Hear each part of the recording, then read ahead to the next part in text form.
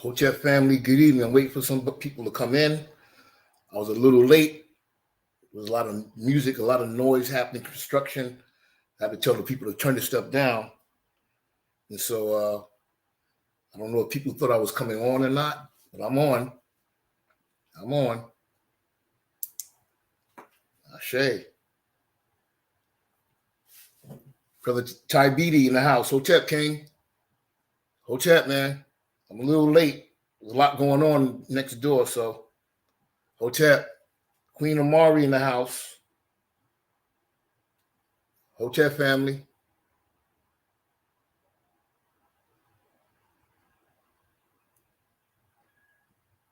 Hotep, Totep. Oh, my water.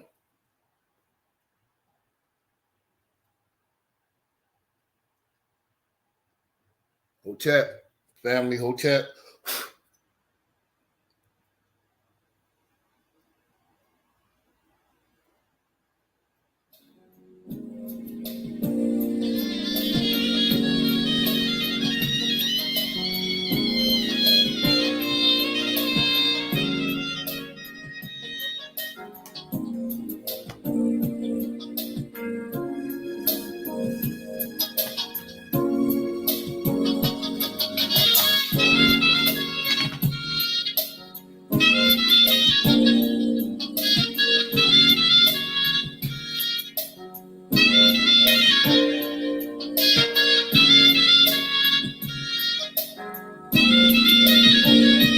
Hotep family, Facebook user, I know who you are.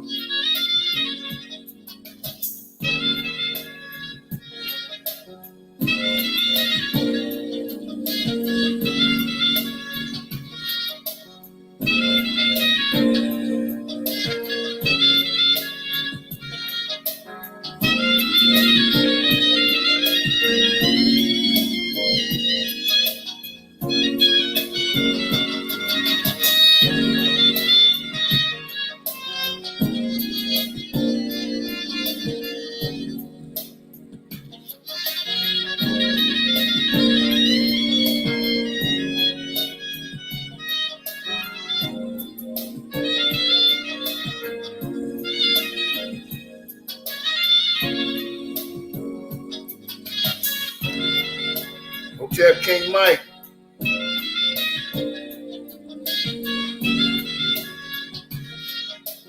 Just go get myself together here real quick. Invite somebody, y'all. You know how to do it. Invite somebody.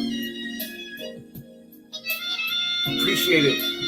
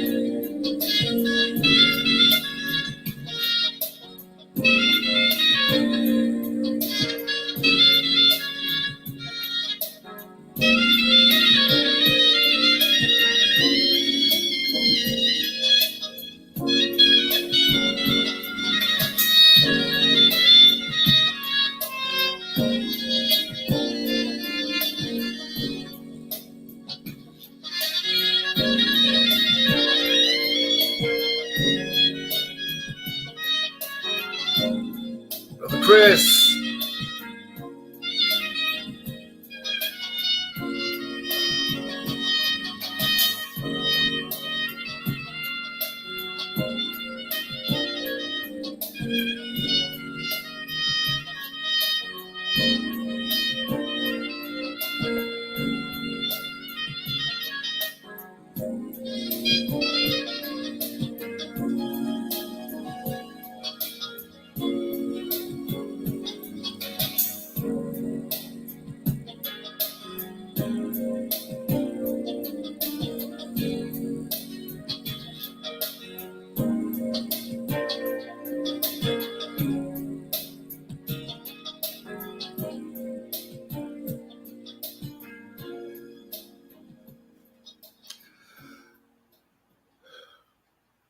Good afternoon, brothers and sisters. I thank you for tuning in. I say good afternoon. I greet you in the ancient Kemetic words of peace, Hotep, and I thank you for tuning in. I want to apologize for being late. We had some construction going on next door, and it was music, loud music, and I had to tell the person they turn it down. And the person was respectful enough to do so I can do the live. So I appreciate that, the respect that the brother gave. I hope you can hear me. I hope you're good. I hope you had a great week. I hope you're having a great weekend. And it's good to be alive and well. Those of you who may not know me, who may watch this later on, my name is James Anyabwile. I'm the spiritual teacher, aka Awakener, of the God in Action Ministries Spiritual and Cultural Center, located here in the south end of Albany, New York. Yes. And we want to say thank you. We do not take your presence lightly. Those of you who know how to do, we ask that you please share, let people know that we're on today, and we'll move with that. Let me turn some of this stuff down, and I hope you had oh yeah, I think I saw you, I don't know. I'll bring that up some other time. I don't know if I saw you after 4th of July, but if you had a nice 4th of July, hey, glad you had a nice 4th of July. All right. Like I said, excuse me for looking down. Just get myself together here. All right. Let's get myself together. All right. All righty. Okay. All right. Things are acting up. Okay, brothers and sisters, let me just do this. Let's open up in prayer. All right. And we'll move from there. Creator, we pray that you take complete control of all that we say and do. Meet the people where they are so that they may be guided by your spirit to where they need to be and should be in life. This is our prayer in the many names you're called around the world. Ashe. Ashe. Yes. Ashe. Like I said, I was a little distracted. And you know what we're going to do? We're going to do our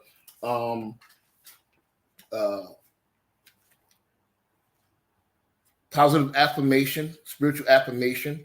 And as we know that whatever jumps out to you, you write that one down, you speak that one to yourself, or you share that with someone else.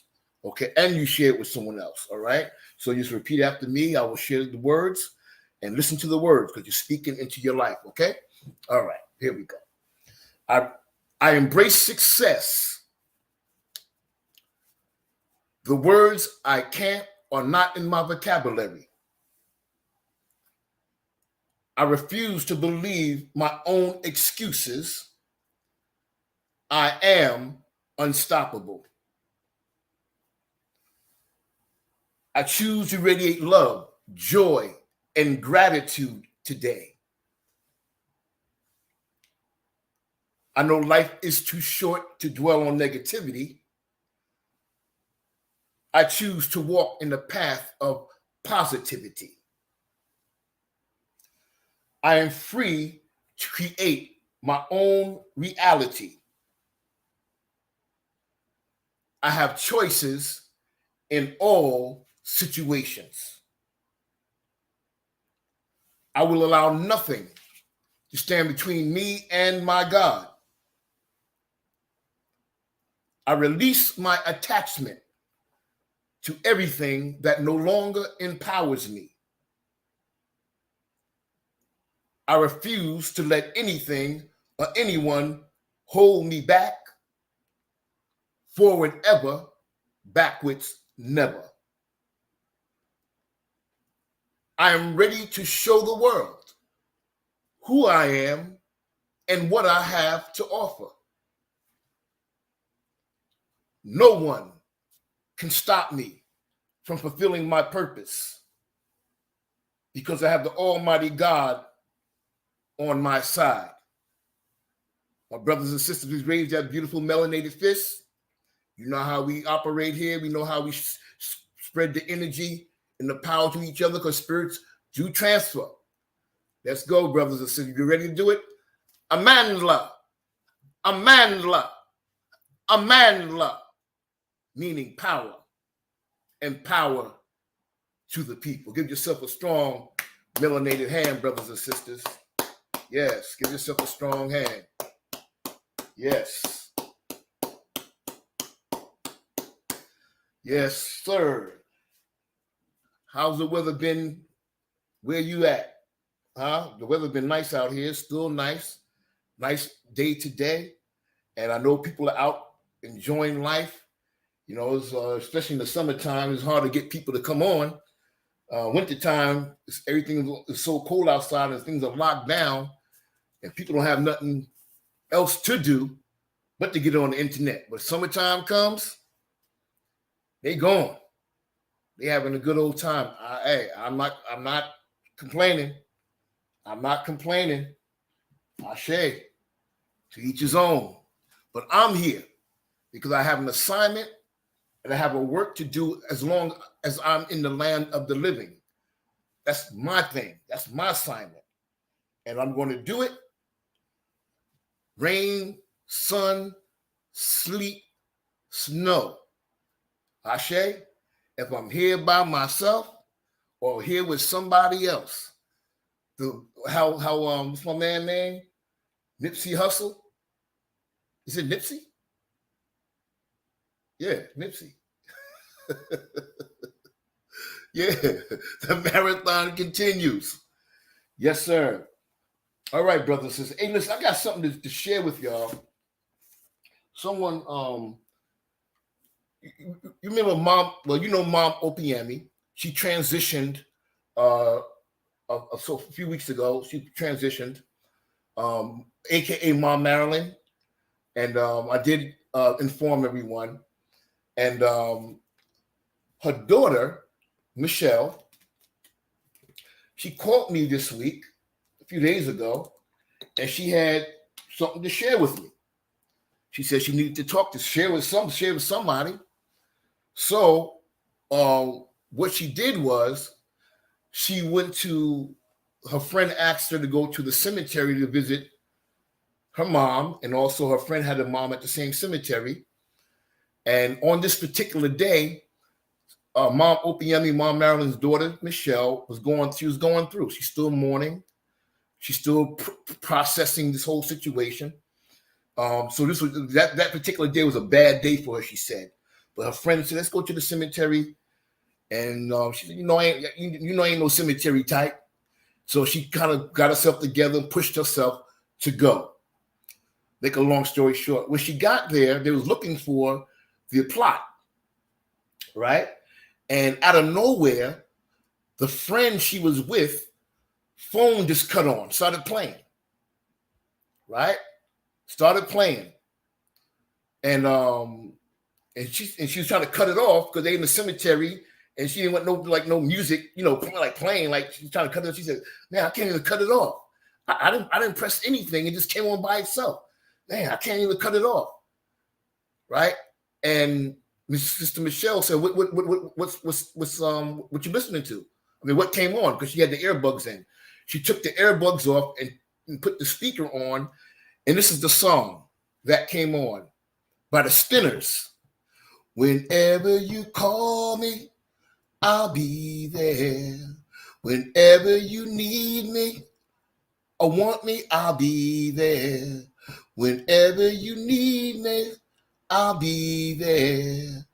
I'll be around. I think it's that order, but the Spinner song, and she said that song came on and the depression and the sadness she was feeling, she said it dissolved because she took it as, number one, her mother talking to her in spirit.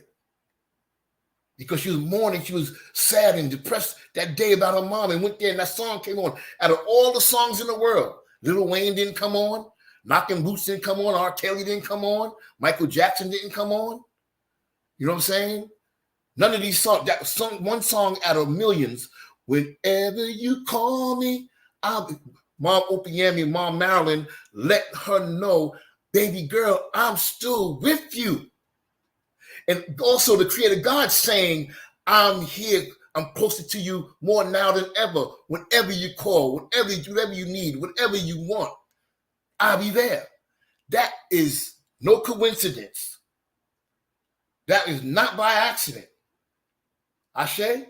So our ancestors, when they transition, because even uncle and nieces and nephews or grandkids or aunts or whatever, when they transition, they become our ancestors.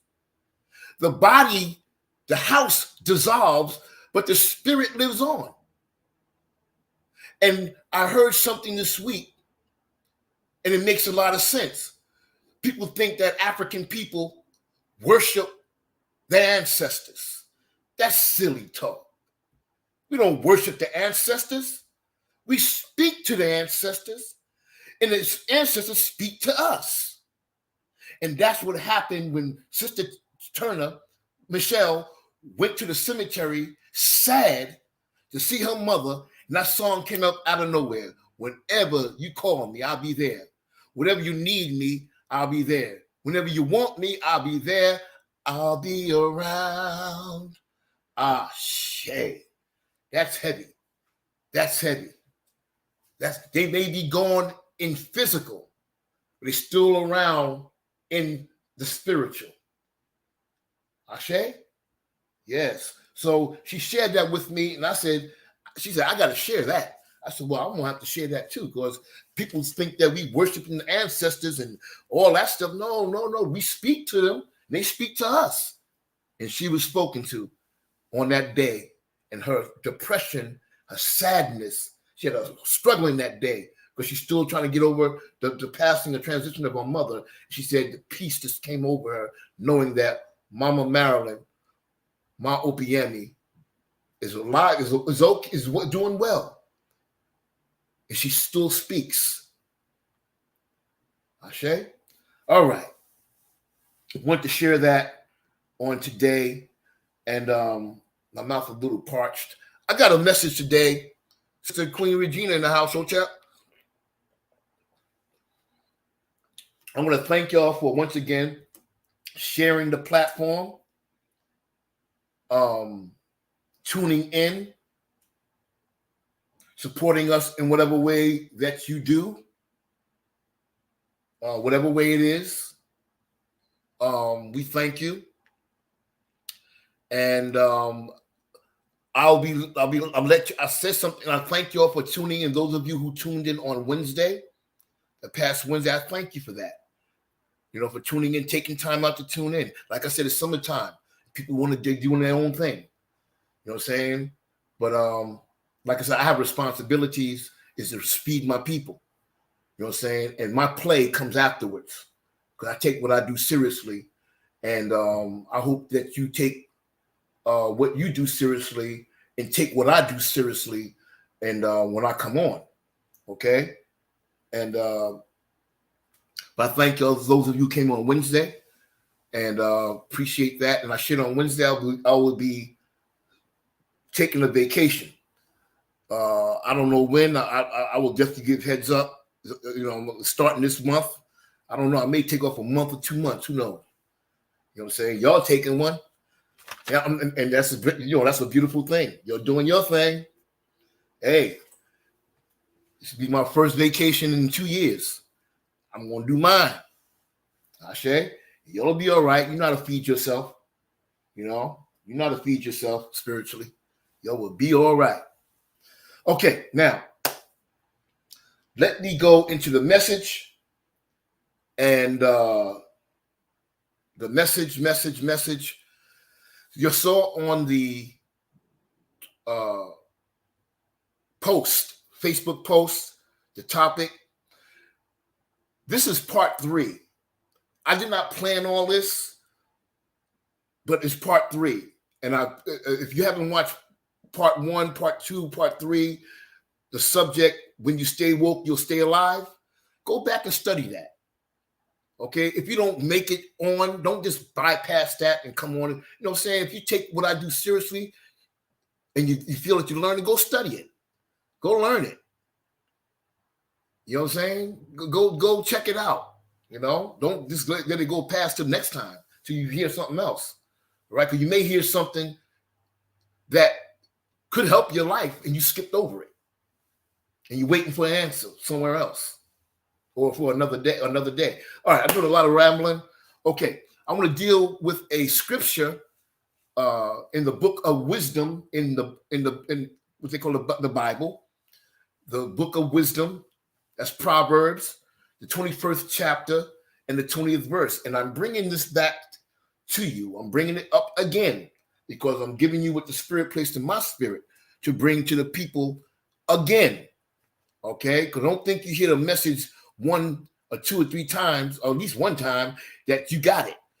How long have you been talking to your children from the time they was young babies to the time now they're adults? You trying to tell them the same old stuff because they don't get the message one time. You have to keep sharing the message. This is not a message, same message, but it's dealing with the same a topic that I've dealt with before. Okay? Now, Proverbs, the 21st chapter, the 20th verse, it reads, "A fool and his money are soon parted." A fool and his money are soon parted. And the subject, once again, is be wise. When you stay woke, you stay alive. Be wise. When you stay woke, you stay alive. Let's look at this word, consumerism. Oh, people, I want to hear that. Don't tell me what to do with my money. I ain't telling nobody what to do with nothing. I'm just giving you something to think about, to be wise about. Look at the word consumerism. Consumerism is an occupation of society, a preoccupation of society with the acquisition of consumer goods. Their mind is all focused on just buying stuff up. They're preoccupied with that. And a consumer is a person who purchases goods and services for personal use. A consumer is a buyer and a shopper. Now, mind you, it said nothing about being an owner or an investor. According to statistics, I'm just going right in. According to statistics, Black people are the greatest consumers. I've told you this before. In other words, we own very little, but we love to buy everything. We own very little, but love to buy everything. And I'm sure you heard about people, even famous people, who have made or won or inherited big money and ended up broke or in serious debt because they've never been taught the science of money management or making their money work for them. See, we work hard to make money. And by the time you retire, you're too worn out to do anything in life. We never learned how to make our money work for us. That's the other way around. So I'm talking about Black folk. But I want to throw this out there, the disclaimer. I think it's a disclaimer. Let me just throw this out there. That all Black people, or meaning all races, matter of fact, they have people in it that have the habit of wasting or mismanaging their money, and they also end up broke or in deep debt. Is this not a Black thing? But we are the greatest consumer. We outbuy everybody. We outpurchase everybody. We mismanage our money better than anybody or everybody. So that's why I want to deal with us, because you are my main concern. All people, but our people in particular, you are my main concern, and you are my first concern, and you are my main focus. Now, we have this thing of this consumerism, this addiction to buy everything but own nothing. All right? Or when you own something, it loses value. It does not really gain value. Okay? So therefore, where did this mindset or this mentality come from? It came from somewhere. It didn't come up from the devil. All right? The birth of the mindset, consumer mindset, it started way back in slavery. That's where it started from. It didn't come out of nowhere. There's a root to everything. During slavery, there was two types of slaves. And I think I touched on this before. It was the field Negro and the house Negro. The field Negro, or the slave, he lived in indigence or extreme poverty and want. That's the field Negro. They wore the worst clothes, itchy clothes made from burlap bags. They were barefooted. They lived in dilapidated housing, and they worked much harder than the house Negro, but they received much less or next to nothing. Now, the house slaves, that was the field Negro, or the house Negro or the house slave, they had it a little better. They lived in the master's house. They ate the master's leftover scraps or food scraps. They wore the master's old clothes, hats, and shoes. The house Negro or the house slave thought they were living large because they was living large, and they felt they were better than the field Negro because what they was receiving from their master and how their master treated them.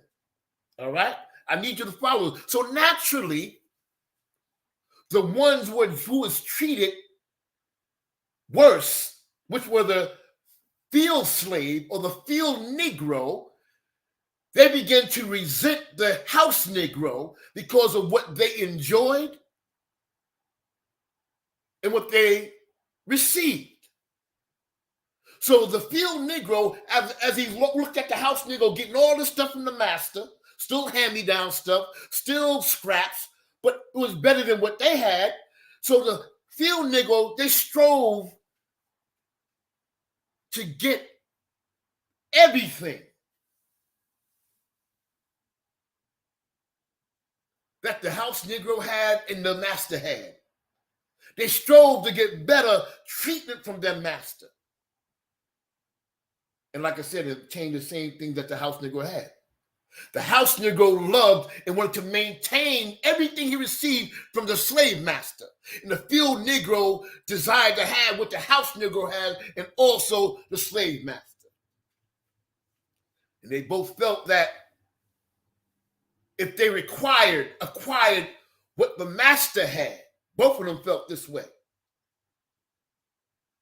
They will have some sense of value and some sense of importance and worth. I just want to lay that foundation. Follow me. Now look at today.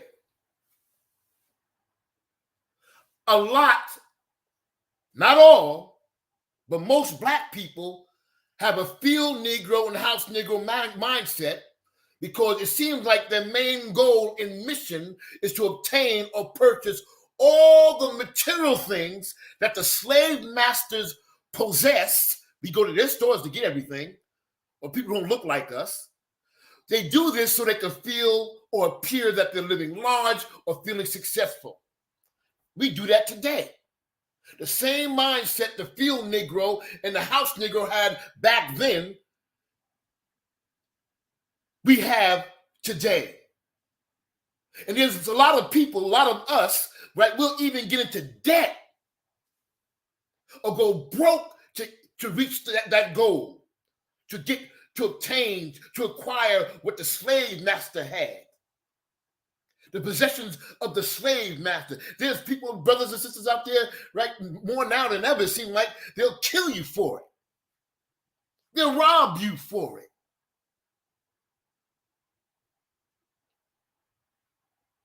Just to obtain the possessions and material things that the slave master had.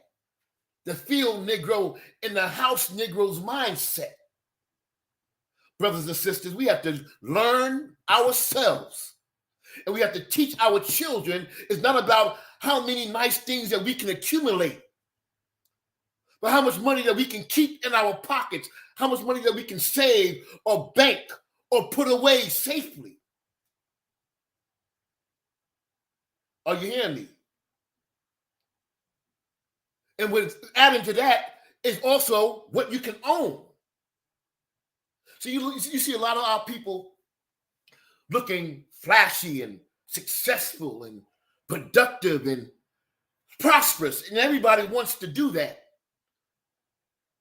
But a look is one thing, and being it is something totally different. So they look this way, but in all reality, many of them are busted and disgusted, living from paycheck to paycheck, one paycheck away from being evicted, or getting their house foreclosed, a paycheck away from a rent-a-center coming to confiscate your car and your rent-a-center furniture. See, one thing, once again, looking successful and prosperous in being is different. So in many cases, because we want to look away where we're really not that way, look like we have when we really don't have, in many cases, our people are having financial difficulties and struggles because they don't have enough coming in.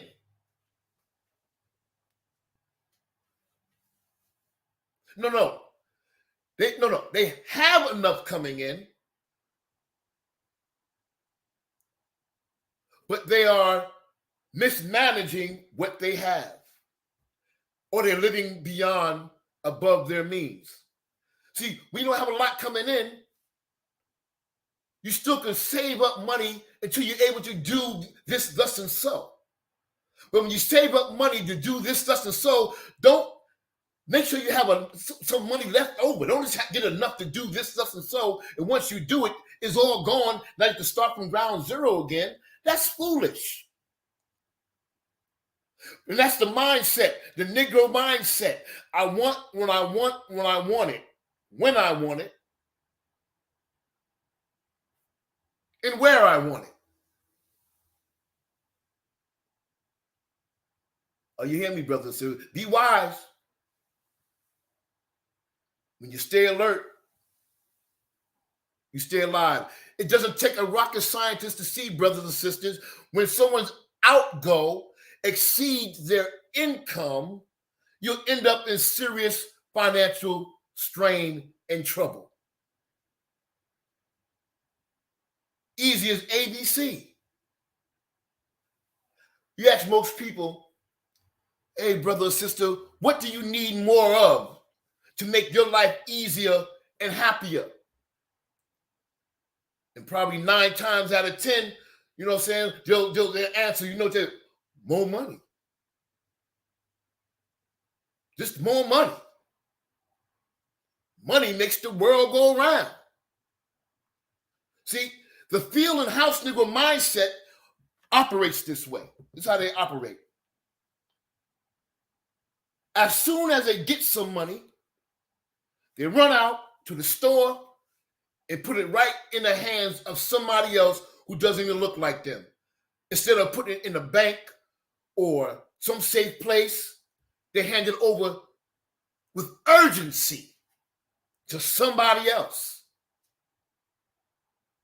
And the one that they give their money to is intelligent enough to take that money, put it in their bank account or invest it and make a beautiful and better life for them and their children, while you who gave them the money, right, with the Negro mindset continues to struggle financially.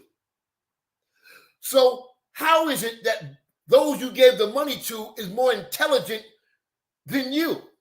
The same money you had, you did nothing with, or nothing much with, just bought a whole bunch of stuff you already had, and somebody who you gave the money to is building a beautiful home for themselves, beautiful community, sending their children to the best schools with your money. God did not give other people more intelligence than black people. God didn't give more wisdom to other people than black people. God did not give more know-how to other people than black people. Our issue is we have deviated from the principles of God and have not been taught the science of money management. Are you hearing me, brothers and sisters? Be wise. And when you're wise, stay woke, you'll stay alive. Dr. Claude Anderson, in his book, Black Labor, Black Wealth, he said when black people spend money, it's confirming what I'm saying. When black people spend money, it should bounce 6 to 8 times in the community before leaving that community. Meaning, it should, if I go to a store and support black, that money should also go to a place that support black. That's twice. Then it goes to another one, support black. You got the picture. That's 3 times. Then they go to another store and support black. Should bounce 6 to 8 times before it leaves the black community. But the money that we spend in our community, right, it doesn't stay in our community. It doesn't bounce not even 1 time. Because as soon as we get it, people who don't look like us take it. Because we so eagerly ready to give it away. Here they go. Come on. Thank you very much. Thank you. Thank you. Come back again. Thank you. Thank you. Good. You good people. You good people. Because I don't got enough money to pay for these chips. I'm 2 cents short. Could I take the chips and pay you later? No. You come back with the 2 cents. You get the chips. But they're your best friend when you come and just give up all. Listen, let me stick to my message here. That's part of it. But Malcolm X said, the reason the black community is falling apart is because we take all our hard-earned money out of our community and give it to the people who don't live in our community to build up their community. And we don't and are not allowed to even live in that community once they take our money and build it. They're looking at us as fools, brothers and sisters. But you know what? A lot of people ain't gonna take what I'm saying seriously. They never do. They just want to have a good old time. I got it. See, slaves were not used to having much. That's why they teach you this Jesus thing. Be like Jesus. He ain't have nothing. He was meek and lowly. He wore sandals. He wasn't interested in no money. Okay, if Jesus was so meek and lowly and broke, how come he walked around with his treasurer? Did you know Judas, the one who betrayed him, was his treasurer? The treasurer of his group, the 12 disciples? You don't got no money. You don't need no treasurer. Someone to hold the money. But they put that old religious trick on you, just be satisfied with nothing, and God will reward you in heaven with a mansion and streets of gold and pearly gates. See, they knew that slaves were used to not having nothing or much of anything. So, and the reason why they was not used to having anything or much of anything, because for 400 years in the hells of North America, we was forced to do or give hard labor and hard work without no compensation. So we wasn't used to having nothing. And we was never taught to build for ourselves or build better for ourselves, always to build for the slave master. You know that. And do you think that the enslavers ever encouraged them to save?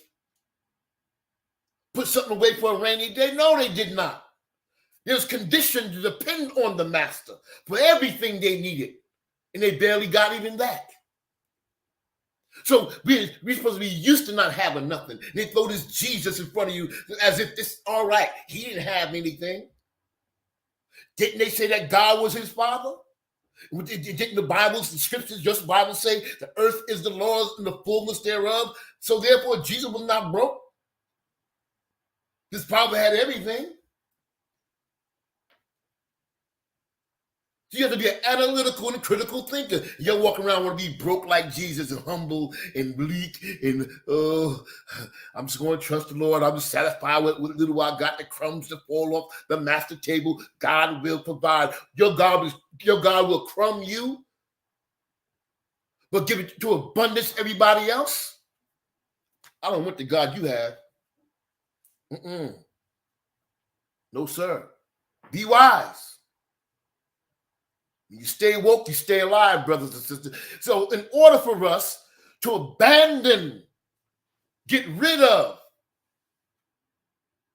move away from the field and house Negro mindset, you must stop allowing your wants to override your needs. Okay? I know. People are going to say, okay, I'm going to save my money starting this day. The Lord done spoke to me. So therefore, I have a real excuse not to even share nothing with that platform through PayPal or we call it Cash App. Because God told me today to put my money away. Little fun, but serious as hell.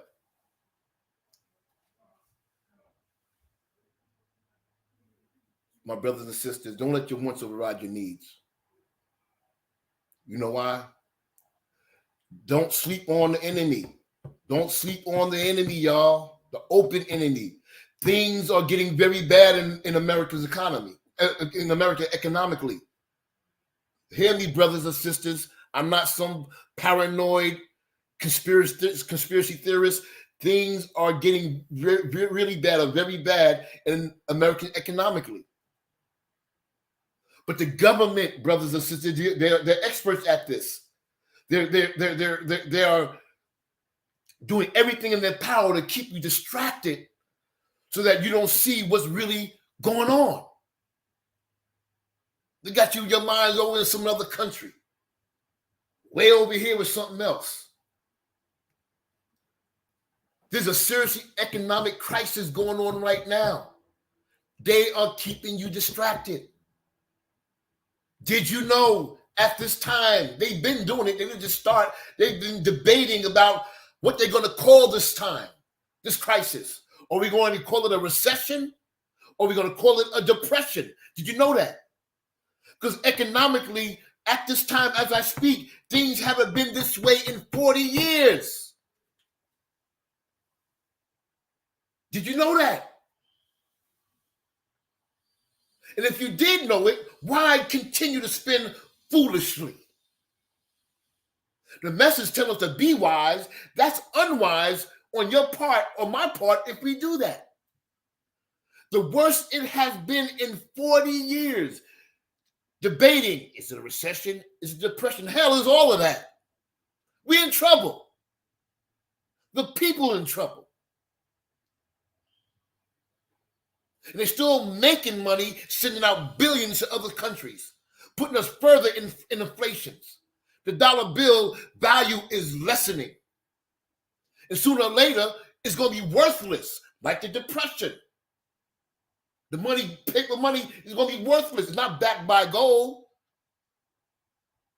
Backed by nothing. It's just paper.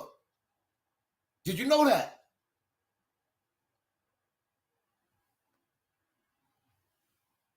They want us to spend foolishly while this America is in a economic crisis. See, that's exactly where they want you, because that's exactly what they want you to focus on. They want you to have a good old time.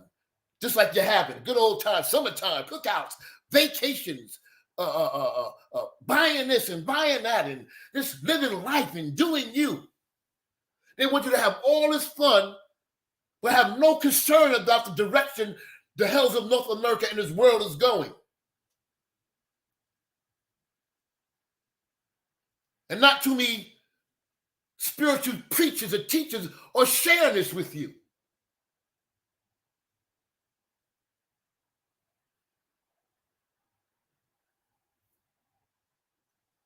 This is a side note, brothers and sisters. This is a side note. Listen, please, carefully. I'm not on no drugs. I'm not on no crack. I'm not controlled by no government. I'm not controlled by you, the people. I have nothing to lose. Nothing. So no, why would I lie? This is a side note. Those of you who really listen to what I say, I'm not saying just come on and just get on and say you on. People who really listen to what I say and study what I say.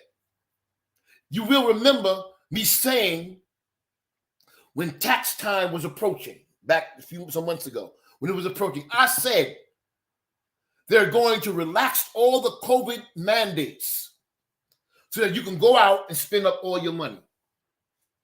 I said that. And I also said, as soon as you spend up all your money, or when summertime is almost over, they're going to come back with, oh my God, another deadly variant, another deadly strain. Oh my God, the people are in danger again. Oh, I told you that. Those of you who hear me and listens to me and study me know I said that. And that's exactly what they have started. Exactly. Did you know?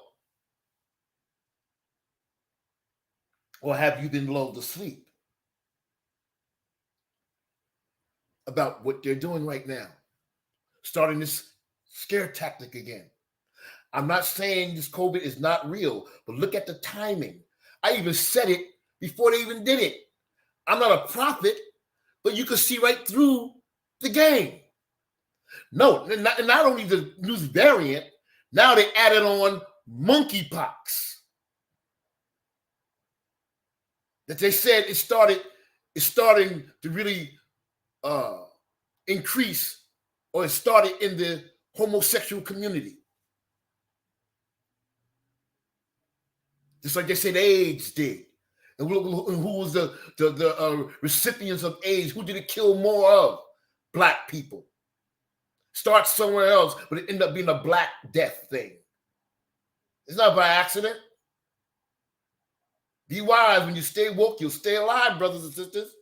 Now, they're saying on the low, on the hush-hush, while you're having your fun and going down your water slides and traveling, singing, how many bottles of beer on the wall? How many bottles of beer? Hey, kids, hey, how you doing? Let's go drive Miss Daisy as you're going along. Having a good old time. There's nothing wrong with enjoying life. They're speaking down on the low that a variant, a BA.5 variant, COVID variant, a strain, is here. It's not coming. It's here. They said positive cases are spiking. Hospitalizations is going way up. And the vaccines that the people had taken already or have received is no longer capable of protecting them. Did you hear me? Or did you hear it? Or you just having a good old time and it's going right past you? But I'm here to educate and bring your attention to truth so you don't sleep on the open enemy. What you have taken is no longer, they say, is no longer able or capable of protecting the people. Isn't this number 4 or 5 that they have made now in less than a year and a half? They said that we're working on another one. Hopefully it will protect the people, because this thing, this B5 The A5, it dodges. It's more. Let me slow down. It's more elusive than the other ones. They said it's more deadly, more contagious. See, summertime is almost over and it's closing. But you out there got your money spent. You had it all planned already with the tax money. They knew it. Because it's profit over people. They knew that this pandemic never went away, brothers and sisters. They knew that. They knew it was still potent. But yet and still they allowed the people to still crowd in clubs and sporting arenas and restaurants and certain events. It disappeared. Profit over people. They knew it was still around. They knew it was still potent. So I'm saying to you, brothers and sisters, in love, hear me. Please don't drop your guard. Please keep protecting yourself by taking all the necessary precautions to stay safe and stay healthy. Continue to take your vitamin D3, your vitamin C, your zinc, your elderberry, or whatever else that you can use to boost your immune system. I'm not saying it's going to prevent you from catching anything, but I'm telling you, you have a better chance of fighting it off or not catching it. Something beats a zero. But don't drop your guard. Be wise. When you stay woke, you stay alive. Well, you're getting something out of this, my brothers and sisters. I'm getting there. I'm getting there. Just want to throw that out there, y'all. Yep. I go out there, man, nobody wearing no mask.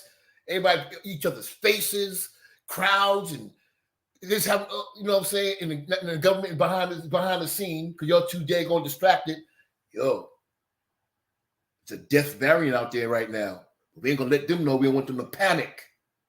So we ain't going to say much. We're going to mention it, but we know that they're not paying attention. So we can say, well, we did tell y'all just wasn't listening. See, I'm telling you now. But it's only you I'm telling. If I had the platform for the whole world, I'll tell the whole world too. Thank God that you on. If you didn't know. If you did know, share it with people. This thing is real, y'all. In the book of Proverbs, the 22nd chapter, the 7th verse, it says, the rich rule over the poor, and the borrower is a slave to the lender.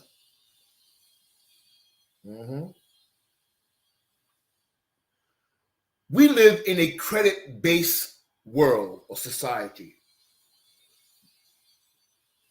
If you don't owe anybody any money, they can't see that on paper. They won't give you a credit. They won't give you no credit or give you a loan. In other words, this ain't nothing but another slave system. Did you hear me, brothers and sisters? So we have to be wise. We have to be wise. And we have to also teach our children, teach the children, younger and the older. Because a lot of them still spending, don't know how to manage their money because they never was taught the science of management. Or if they were, they didn't take it seriously. Now they still come to mama and daddy. Can I borrow some money to buy some hot dogs? Can I borrow some money to pay my rent? Can I borrow some money for some gas? Can I borrow some money to get my hair done or get a haircut? And they working. They're coming for your money. And you.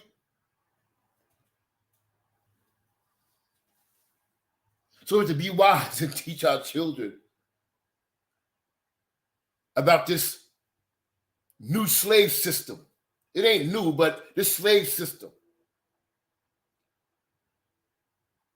Especially when our young kids get older, they get to 17, 18, whatever age it is.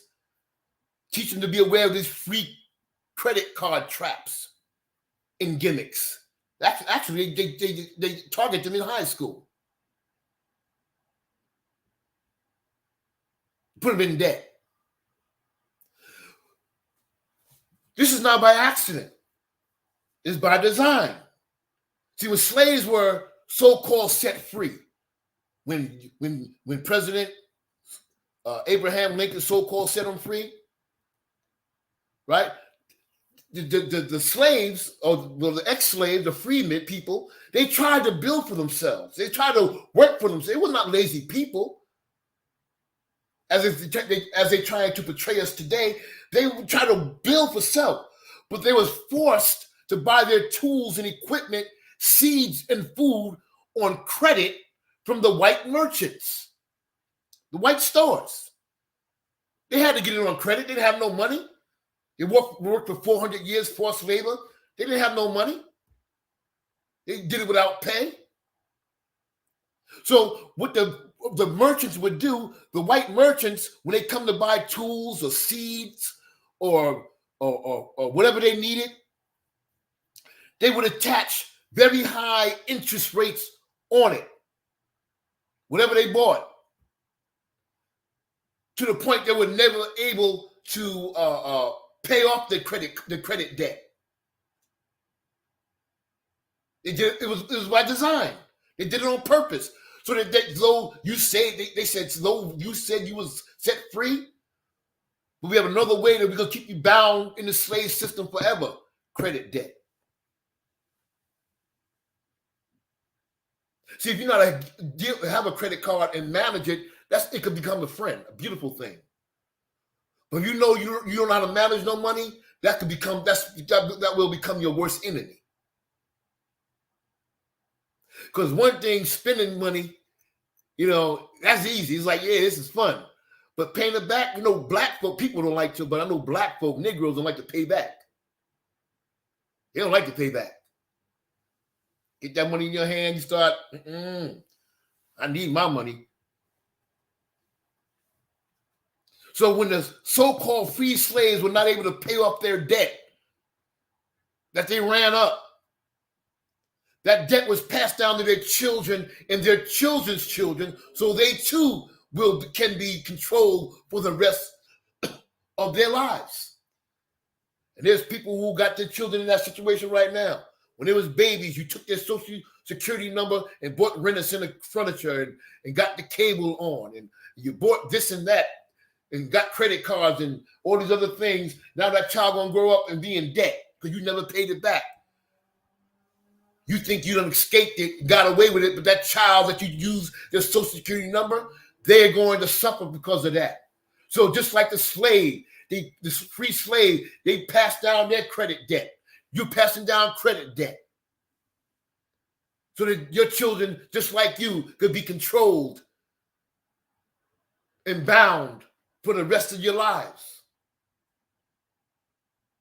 Yes, I said before that getting stuff on credit is convenient and is easy. And people do that easily. But it will stress you out financially. It will cause you to struggle like hell to pay even small bills back. So you start ducking the bill man. And you thank God for caller ID. Woo! I hear somebody might be saying, hold up, man, this is my money, bro. I do what the heck I want to do with my money. I'm going to enjoy my life. I work hard. I deserve a break today. I deserve this. I deserve that. I would never say that you don't, brother or sister. Yeah, you work hard. It's yours. I'm not trying to control. I'm trying to give. I'm saying be wise. It's mine. What's wrong with spending my money? Only live once. You're right. That sounds right. Once again, you should enjoy life. But what are you going to do when your money runs very low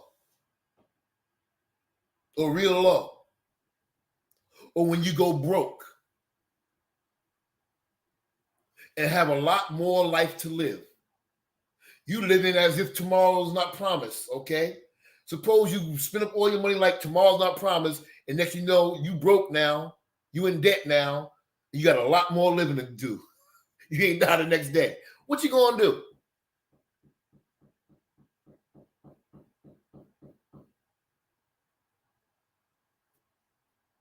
You got to keep in mind,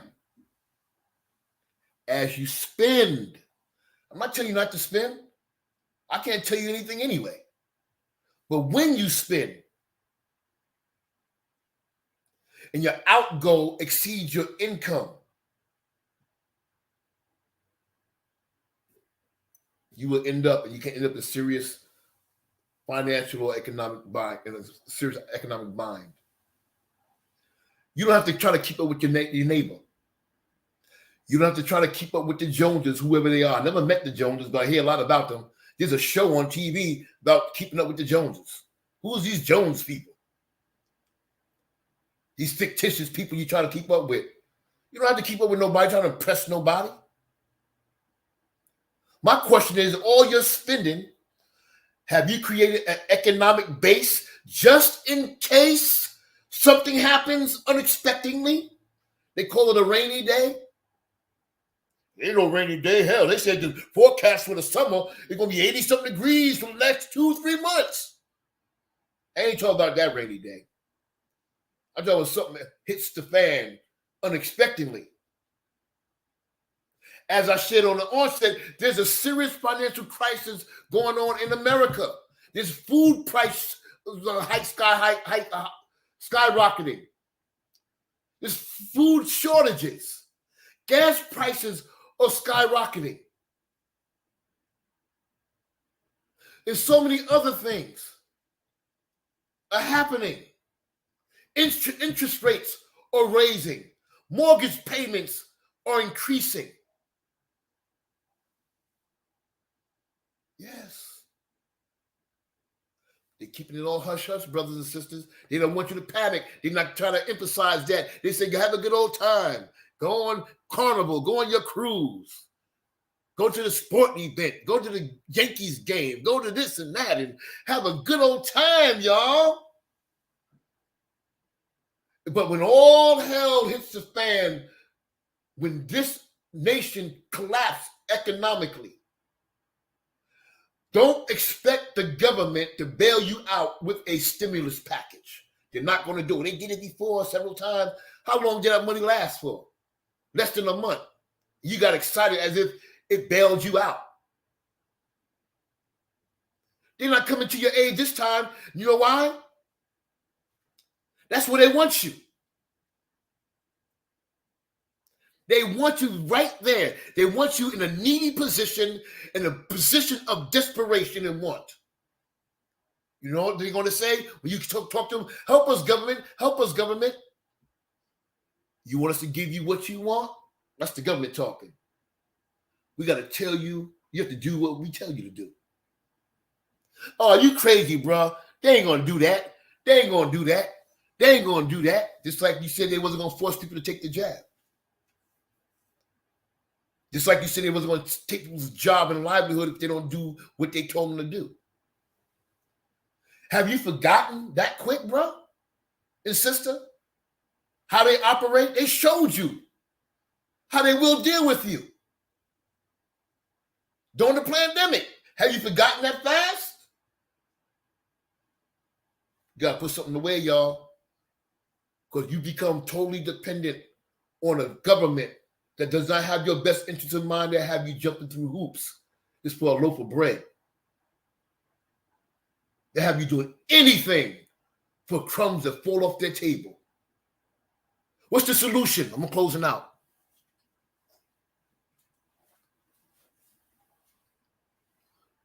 What can we do to break from this grip of consumerism and begin to prepare for the worst that is on the horizon?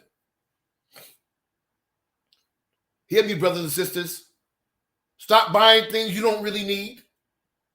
Stop buying food out so much, ordering food out so much, and begin to cook at home. So you've gotten lazy. Cut down on entertainment and leisure. God will let you live about it. He'll let you live. You don't have to try to get it all in one day. Because everything that we do now have doubled in price. I don't say stop it altogether. Cut down on that. Put some of that money in your pocket instead of the slave master's children's pockets, or Arabs and East Indians and Europeans and Chinese.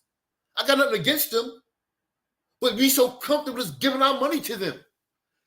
Learn from them. Use your money. Ask them, how can I take this money and do what y'all doing with it? Do that. Cut down on your cable bill. A lot of times you at work, you ain't watching cable. You got a $150, $200 more bill. Cut down on it. Because all they're giving you is the same channels over and over again. You got the same 6 of the same channels. Well, I got 2,000 channels. Yeah, 10 of them all the same. You paying for it. You only watch probably 5 shows on cable, your favorite shows, but you're paying $200 a month. You don't need no daggone package with a house phone. Oh, they give you a phone too. You don't even use the house phone that cable give you, or Spectrum give you. You got a cell phone. Get rid of that package and get a more cheaper one and still get everything that you want. Stop buying the latest smartphones. Every time they come out, you want to start. Now it's Apple 13. You're going to be Apple 16 and 20 and 25, and the prices are going higher and higher and higher. You're trying to keep up with the manufacturers. Stop buying the latest smartphone. Now, if you're conducting some real business, and that's how you make your bag, that's one thing. But if you're just calling people, texting, photos, and selfies, hell, you don't need no $1,000 phone, $800 phone, $500 phone. Get a Boost Mobile, get an Obama phone. You can do all that with an Obama phone for free.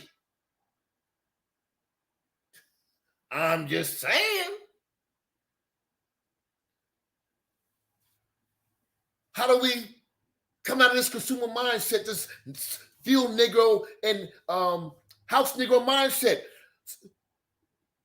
Look, go in your closet, brothers and sisters. You got closets full. Some under your bed, in the dresser drawers. Some of y'all got it in the daggone basement. You got it in the daggone garage in boxes.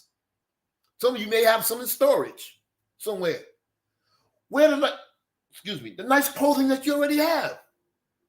You're beautiful. You're handsome.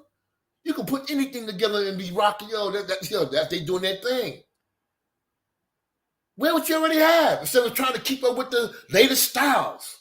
Sometimes you can do your own nails. Y'all used to do that a long time ago. Do your own nails, have your feet up on your bed, and do your toes. Do your own hair. Brothers, learn to cut your own beard. I cut my own beard and my own hair. I saved $30, $40 a daggone. I don't know. I haven't had a haircut in 35 years. I haven't been to a barbershop probably in 40 years. Always did my own. Used to give myself fades, nice parts. I used to make money barbering. On the side, I wasn't a professional barber. I did it on the side. Yeah, made some money. Cut men hair and women hair. So do that sometimes. And put that little money away. It adds up. Begin to stash money away or learn how to make it work for you. See, I was taught to just put money away and put it in the bank, and then, you know what? Put the money in the bank. They're going to give you 5-cent interest, but they're going to work that money. You know what I'm saying? So put it, but it's better than having nothing. Put it away, stash it somewhere safe, or make it work for you. But don't put all of your money in the bank. Don't put all of it. Stash some away somewhere. so you can access it just in case the bank systems or the ATM deliberately shuts down one day. And they claim they're updating the system is going to take a week.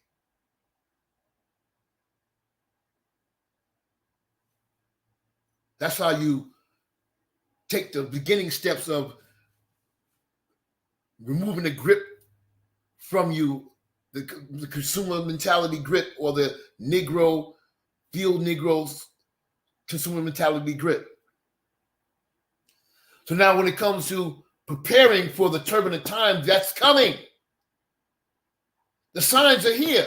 This is not no Wi-Fi, no Twilight Zone scare tactic. I ain't making this stuff up. I watch though. I listen. I look at things. I ain't listening to no booty shaking music and watching these Netflix movies and adventures and dramas and horror films. I don't really get caught up in that crap. I study the move of things.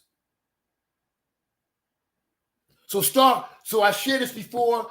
I'm going to also encourage you to continue. If you have been doing it, continue. If you have not, start.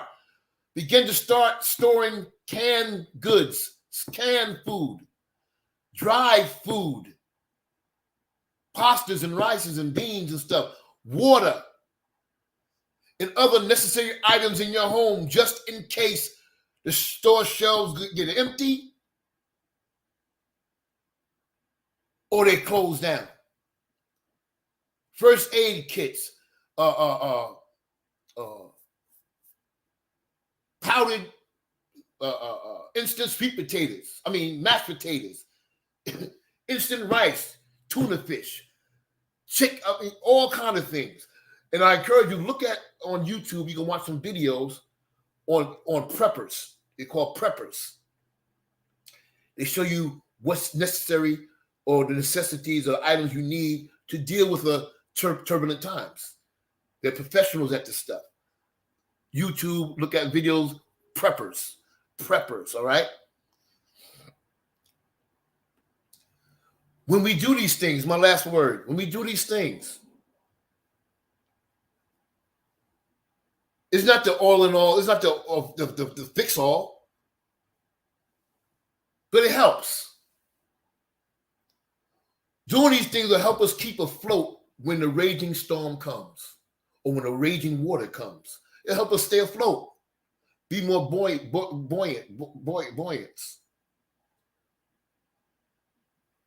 buoyant boom, I don't know the word. You won't go under the first day. You won't drown on the first day, the first week, the first month, the first year. Because sometimes when a crisis hit, people go under the first day. Because they haven't prepared anything. The first week, first month. They haven't prepared. Prepare, y'all. Be wise. And when you stay woke, you stay alive. Doing something beats a zero. Doing something beats a zero. My brothers and sisters, that's what I have today. I hope that you got something out of what I shared today. That was on my spirit to give, to share, to give. And I ask that those of you who have desired to give, you have an opportunity if you would like to do so. Not telling you what you can give.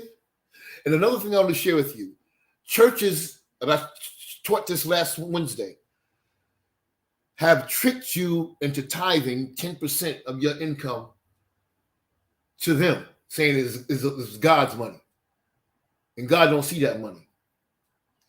Yes, it's important to financially support the organization that you feel you're a part of, you feel you have respect for, and it's helping you. Yes. But they are never to force you to give them a certain percentage, for you to give them a certain percentage of your money. If you want to give 10% to anybody of your income, put 10% away for you and your family. because that's the most sacred spiritual house. The institution of family. Put 10% away for that. You've been doing it for all your life, giving it to a church. Now switch it around and give it to yourself. And if you have anything left over to share, you can share with us. Whatever you have. The information is right there. Cash App, $GIM number 20, or paypal.me/Hotep, HOTEP number 2. All right. So you have an opportunity, just in case you desire to help a brother out, help the ministry out, so we can continue to do what we do. We're going to do it regardless. Regardless, we're going to do it. As long as this Creator give me life. My time is up. I'm going to let you go. Thank you for listening, brothers and sisters. I do not take your presence lightly. I myrrh you. That's love in our ancient African language. I myrrh you, my brothers and sisters. Hope to see you again. Keep me in prayer as I keep you in prayer. Ashe, Amandla, Amandla, Amandla. Power. Power to the people. My time's up. Hotep.